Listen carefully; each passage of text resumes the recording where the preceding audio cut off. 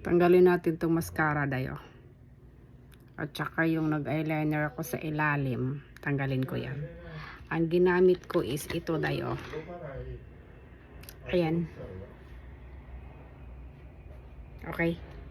So, meron kasi siyang oil at saka ang bilis makatanggal. Ganyan. Ay. Kita nyo? So, inaano ko yung ilalim ng aking mata kasi ayan o. And then, sa kabila, yung mascara niya.